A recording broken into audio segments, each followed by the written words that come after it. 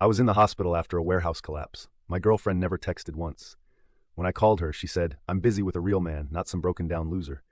Her brother took the phone and said, "Hope you're dead. Saves us the trouble." I hung up and I grinned. They have no idea what's coming. An hour after the call, she posted a selfie with some tattooed prick, captioned, "Upgraded." 6 weeks later, I signed myself out and started putting my revenge plan into motion. Today, she showed up crying and screaming at my door, begging me to talk. Hey everyone. Before we dive in, I have a quick favor to ask. If you enjoy content like this, please hit the subscribe button. It's free, supports the channel, and ensures you never miss out on amazing videos. Alright, let's get started.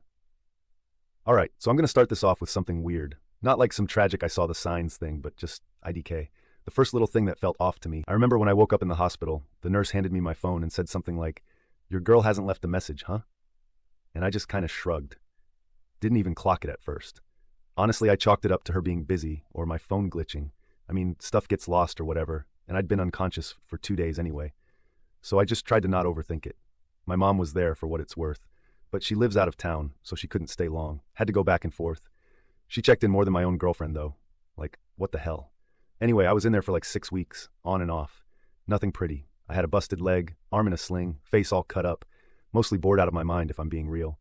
My phone was blowing up with get well soon texts from almost everyone.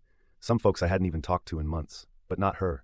Not a single text from Sherry, not even that dumb bitmoji she always sent when she was mad at me. First few days, I really just thought maybe she's dealing with her own stuff. Maybe she's mad at me for not texting first. She's like that, Tuba. Always says I make her feel invisible if I don't check in, even if I'm busy. But then, like a week goes by. Nothing. I start getting this pit in my stomach. Not fear, just more like annoyed confusion. I mean, we lived together for almost 2 years. We shared a bathroom, for God's sake. I tried calling her. It rang once, then went to voicemail. Then, straight up, user unavailable. The next day, I DM'd her on like 3 apps. Nothing. Her brother Ralph, who I always thought was a douche, but whatever, he was the next person I tried. Just a quick, "Hey man, have you seen Sherry? Can you tell her to check her messages?" He leaves me on red. Classic. So the next time my mom comes to drop off groceries, I couldn't eat hospital food after week 3, sorry. I ask her straight up if she's heard from Sherry. Mom just gives me this awkward look like she doesn't want to get into it, then says, "Maybe she's just overwhelmed. You know how she gets." So now I'm starting to get annoyed for real, because no one is telling me anything, and it feels like everyone's in on some joke I'm not part of. I don't even know how many days later it was when I finally get her on the phone. I don't even remember dialing, just that I was sitting in that ugly hospital gown, staring at the ceiling, just desperate to hear her voice so I could at least yell at her for being a ghost. She picks up and I barely get, "Where the hell have you been?" out before she just goes off. Not even angry, just bored, like she'd been waiting for this chance. She goes, "I've got better things to do than babysit some broken down loser. I'm busy with a real man now, so maybe you should stop calling." I didn't even get a word in. Then Ralph snatches the phone and just goes, "Hope you're dead. Saves us the trouble." The line clicked off. Not gonna lie, that part stuck with me for days. I just stared at the wall for a sec. Then I don't know, I laughed. Just straight up laughed, which probably freaked out the nurse walking past my door. There's something about that kind of disrespect that just flips a switch in your head. I wasn't even hurt. I was just like done. I mean, I knew Cher could be selfish. She's always been like that. But I didn't think she'd turn into this cartoon villain overnight. I guess I shouldn't have been surprised. She always wanted things fast, new, shiny, complained about being stuck with me whenever things got even a little tough.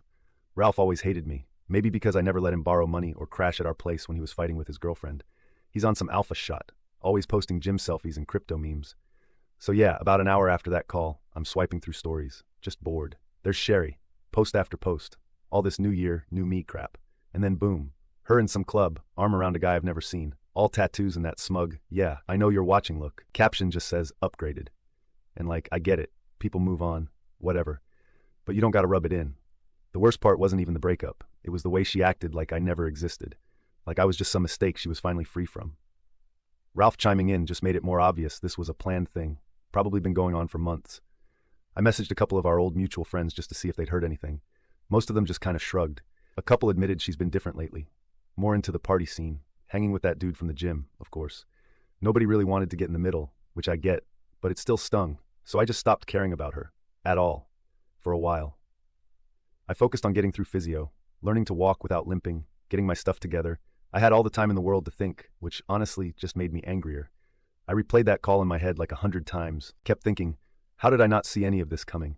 I thought about all the times I let her walk all over me, all the times I covered for her with our landlord, or when she maxed out our food budget on makeup and then guilted me into fixing it, All the times Ralph made these little jokes about how she could do better, how I was dead weight. I just ignored it. Didn't want to rock the boat, but now, I didn't care about the boat. I wanted the whole thing to sink. The nurses said I was making progress, so after 6 weeks, I signed myself out.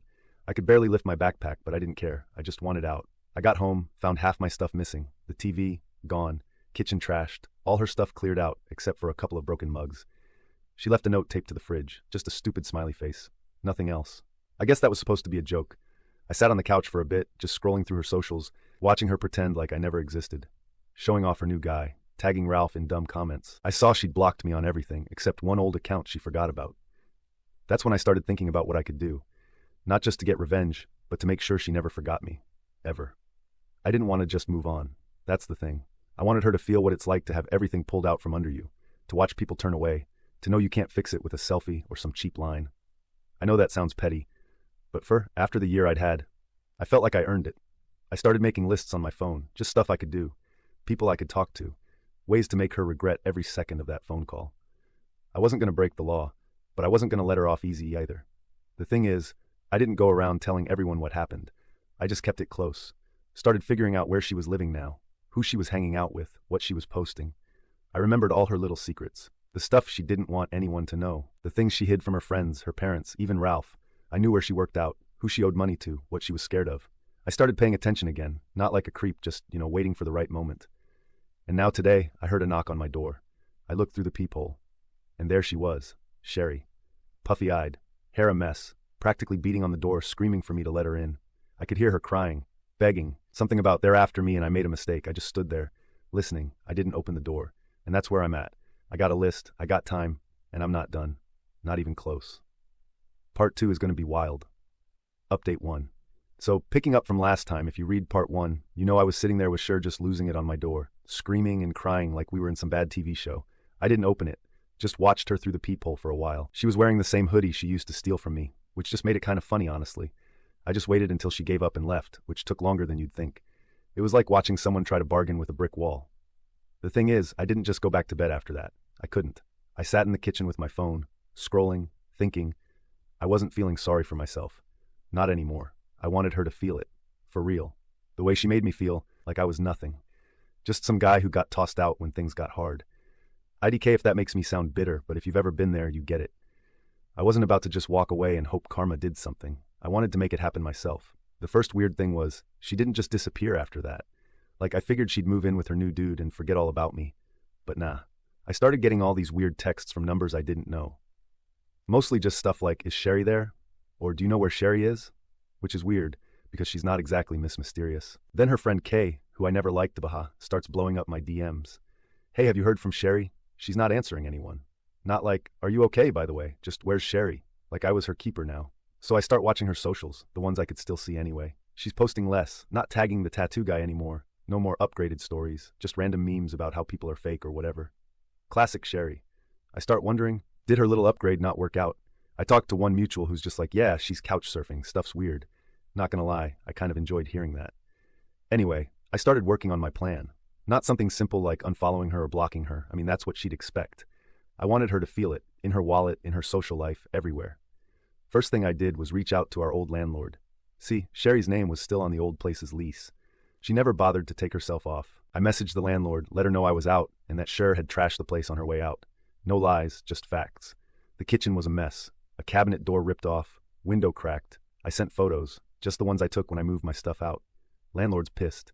She says, well, Sherry's deposit is gone, and she's on the hook for repairs. And since her credit's not great, good luck getting a new place. I didn't even have to push. Just a couple of emails and some receipts. Next, I remembered Sherry owes money to like 3 different people. She always borrowed and never paid back. Mostly small stuff, but it adds up. I DM'd one of them, Gail, just like, hey, you should probably ask Sherry about your money. She's not living with me anymore. Gail's the type who doesn't let things go. Within 2 days, I hear from another mutual that Gail's been blowing up all of Sherry's socials, even posting on her Insta asking for her cash. Awkward, but honestly, I don't care. So while all this is going on, I get a message from Ralph. Not a call, not a text, just a snap, like we're in high school or something. It's just him at the gym flexing with a caption, "You're still a loser." I just left him on read. I'm not about to argue with a dude who thinks bicep curls are a personality. The next weird thing was my neighbor Bruce, not the tattoo guy, different Bruce, older dude, keeps to himself, always smoking on the stoop. He comes by and goes, "Hey, some girl's been hanging around your door. Looks like she's waiting for you." He's not judging, just kind of concerned. I tell him, "Thanks, I'll handle it." I check the peephole that night, and sure enough, Sherry's out there again, just sitting on the steps, scrolling her phone, sometimes crying. I don't open up. About a week goes by, and I start getting calls from her mom. Not voice calls, but a long email, then a couple of texts. "Hey, can you let Sher stay with you for a bit? She's having a hard time.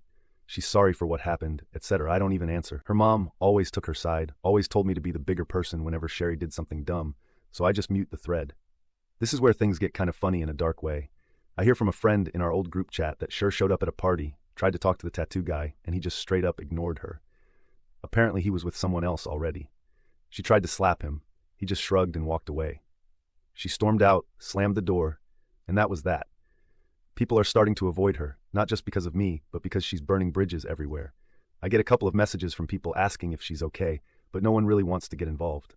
Ralph, meanwhile, starts posting on his stories about fake people and snakes and how you can't trust anyone. He tags Sherry in one, which is wild because he's the one who told me to drop dead. I guess their little alliance didn't last long.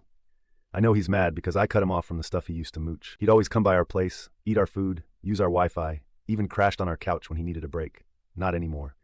I started changing all my passwords, locking down my accounts, making sure she had no access to anything in my name. She tried to log into my old Spotify. I got the notification.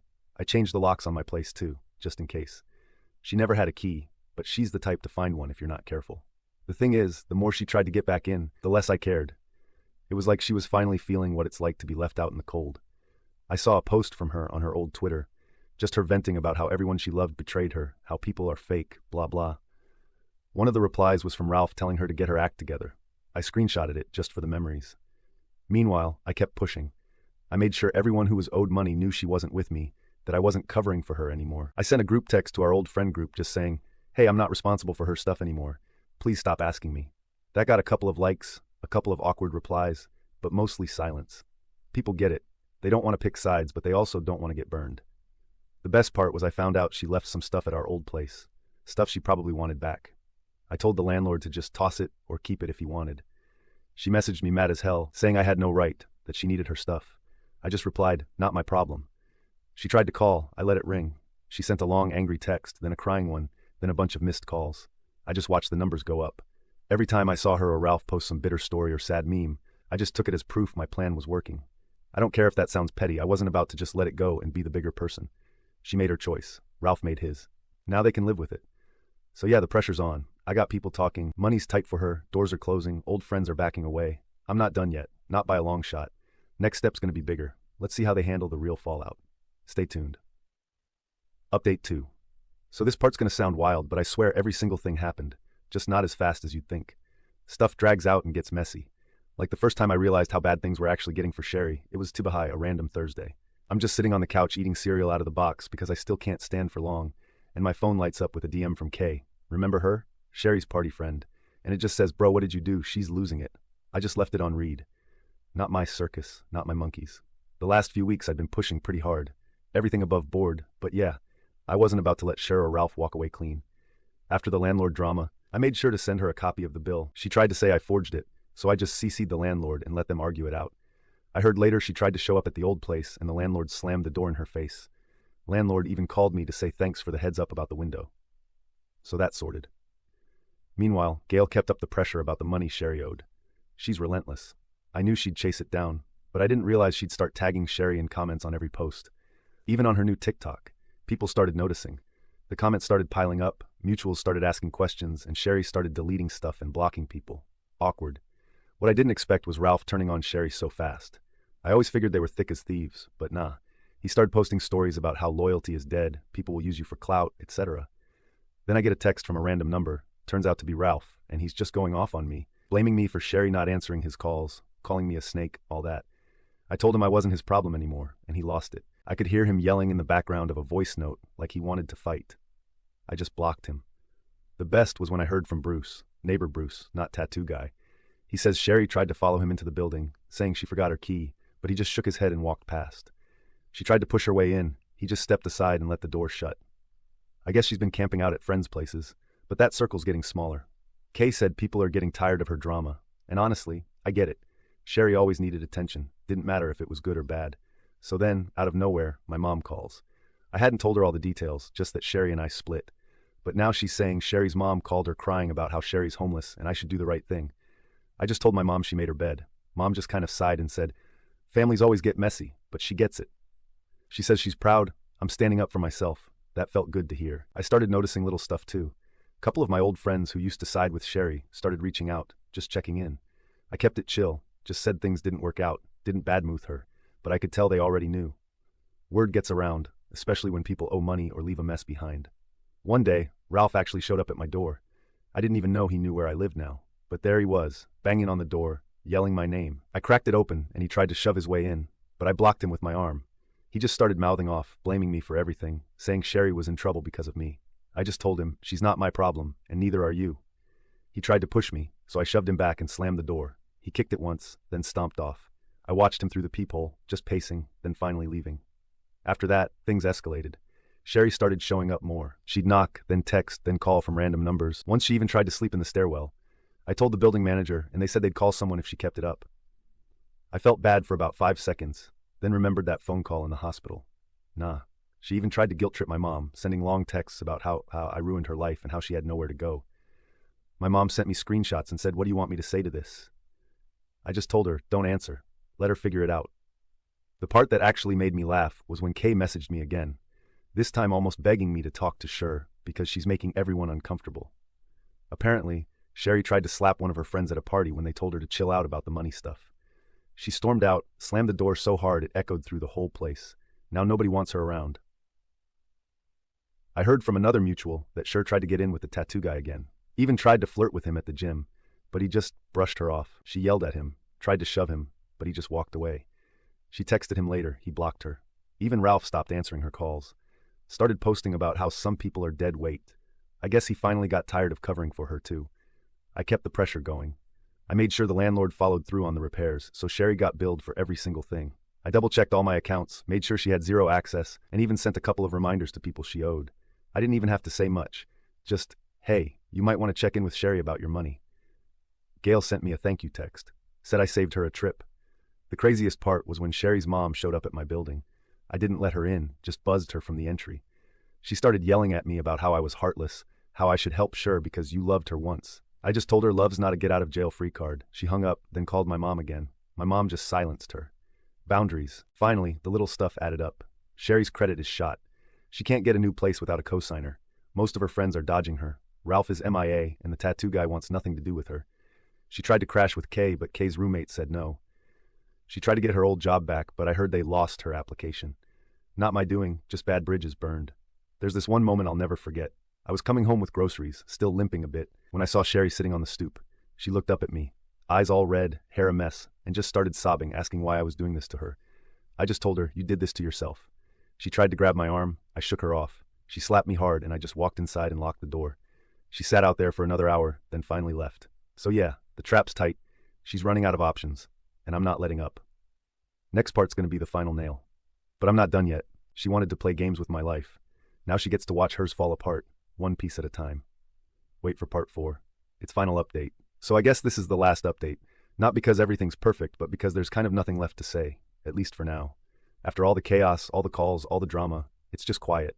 And I mean, it's not the peaceful type either. It's more like the echo after you slam a door and the house still shakes. I'll start with something small that stuck out. I was rinsing out a mug in the sink a couple days after the last mess with Sherry on the steps, and I noticed her old hair tie wedged behind the faucet. Just this stretched out purple thing.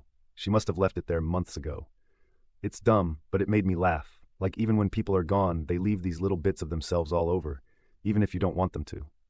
But anyway, after Sherry slapped me on the stoop and stormed off, things just slowed down. She didn't show up for a few days. I thought maybe she finally got the hint. But then she started again, just quieter, like trying to sneak back into my life without making a scene. I'd get a random text at 2 a.m., just her name, or a crying emoji, or sometimes nothing, just blank. I didn't answer any of them. The building manager caught her sleeping in the laundry room one morning. He knocked on my door, asked if she was my guest. I said nope, just an ex who doesn't know when to quit. He said he'd call someone to get her out. I think he kind of felt bad for her, but not enough to let her stay. People have their own lives. I kept thinking, I gave her everything for years, and when I needed her, she was gone. Now she's got nothing, and it's not my job to pick up the pieces. Meanwhile, Ralph disappeared. I haven't seen him or heard from him since he tried to push his way into my apartment and got shoved back out. He stopped posting online, which is honestly wild because he used to share every workout, every motivational quote, all that. Heard from someone that he moved back in with his dad, probably licking his wounds. He always treated me like I was less than him, like he was doing me a favor letting me be around. I guess when Sherry was up, he could ride her coattails. Now that she's down, he's out. Sherry's mom messaged my mom again. Long paragraphs about how I destroyed her daughter's life, how I should be ashamed. My mom just blocked her and sent me a screenshot with a thumbs up. Awkward, but I appreciated it.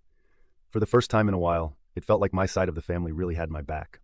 I heard from Kay for the last time too. She texted me a screenshot of Sherry's story. Sherry sitting alone in some park, hoodie pulled up, just staring at her phone. The caption was just, "Can't trust anyone." Kay's text just said, "Well, you did warn me." I didn't reply.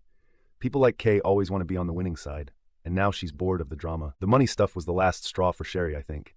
Gail got her cash back, or at least most of it, after hounding Sherry through every app she could find. Landlord sent the final bill for the repairs. CC'd Sherry's mom, which I have to admit was cold, but effective. Sherry's credit's shot. She can't get her own place. All the mutuals are tired of her, and now even her family is starting to pull back. I heard through the grapevine she tried to crash at her cousin's place. Got in a fight. Cousin's boyfriend told her to leave after she started yelling in the kitchen and slammed a cabinet so hard the handle snapped. She's burning every bridge left. Meanwhile, I'm still here. I limp a little. Stairs still suck, but I'm getting my life back. I started reconnecting with some old friends. Not the party ones, just real ones I lost touch with because Sherry always made me pick sides. They didn't want the full story, just wanted to hang out, have a beer, maybe a game night. It felt normal for once. One thing that surprised me, a couple of her old friends actually apologized. Not for her, just for not seeing what was going on. One even said, "I thought you were the problem for so long, but now I see it wasn't that simple." People don't usually admit that, so I just said, "It's all good, let's move on." A few days ago, Cher tried one more time. It was raining. She was outside my building with no umbrella, just pounding on the door, screaming my name. Neighbors poked their heads out. Someone yelled at her to shut up. I went down, opened the door just enough she couldn't push past me, and she just started sobbing, saying she had nowhere else to go, that I was the only one who ever really cared. I told her, not anymore. She tried to hug me. I stepped back. She swung at me, missed, then just stood there shaking. I closed the door. She kicked it, then walked off into the rain. That was the last time. Honestly, I don't even feel mad anymore. I don't feel much at all about her. She made her choices. She wanted out when it was hard. She wanted to rub my face in it. And when it all blew up, she wanted me to fix it. I'm not that guy anymore. Sometimes I still see her name pop up on some random app or someone mentions she's crashing on so-and-so's couch. Sometimes I hear a song that reminds me of her or find another one of her old hair ties, and I just toss it in the trash. I know she'll probably keep trying, at least for a while, but she's not my problem. I got enough to deal with. Physio, work, just getting through the week without more drama. People say revenge doesn't fix anything, but T-bah. I feel better knowing I didn't just let her walk all over me. I didn't break any laws. I didn't go out of my way to ruin her life. I just made sure she couldn't use me anymore. The rest was her own mess. So yeah, that's it. No neat ending, no big lesson, just life. Moving on. If anyone reading this is stuck with someone who treats them like nothing, I hope you figure out a way to get out. You don't have to save anyone but yourself. Thanks for listening, Reddit. If anything wild happens after this, I'll update. But for now, I'm done.